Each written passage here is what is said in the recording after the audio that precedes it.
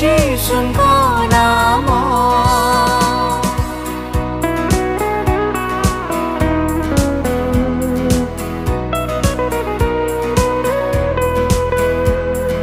पाप शाप करे दूर जीशुको नाम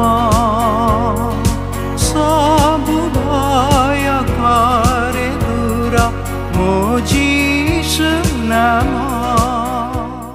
प्रिय श्रोता बंधु प्रभु श्रीख्रीष्ट बहुमूल्य नाम रे आपको शुभेच्छा। पवित्र बाइबल माथ्यू लिखित सुसमाचार 16 अध्याय 24 पदरे आम मैंने पाठ करूँ।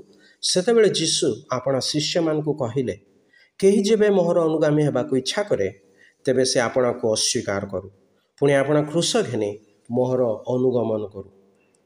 प्रभु आपणा शिष्य मानकु केवल एतिकी कही डाकिले, मोहर अनुगमन कर। प्रभु श्रीख्रीष्ट आपणा विषय कहले, मु उत्तम मेषपालक। पुणी शिष्य मान विषय कहले जे से माने मेषपालक आगे आगे जाती और मेष माने तांकर पछे पछे चलती। मेष मानकर कौन प्रयोजन ता मेषपालक जानती।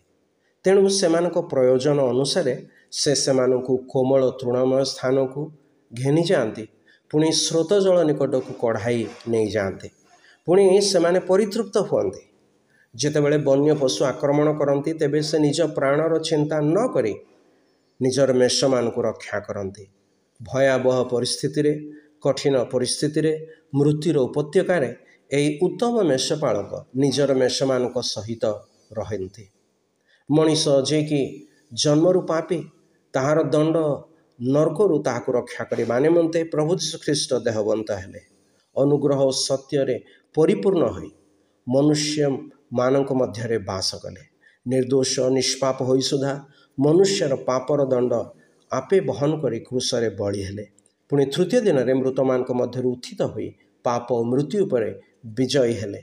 जेपरि जे केही ताहांकडारे विश्वास करे से परित्राण प्राप्त होई ताहांक मेष स्वरूप हुए और ताहांकर अनुगमन करि पारे, पुणी से ताहार मेषपालक हुअन्ति। एही उत्तम मेषपालक मेष होई ताहांक चराणी रे आपण पालित सुरक्षित होई रहिबा चाहिबे नाही कि?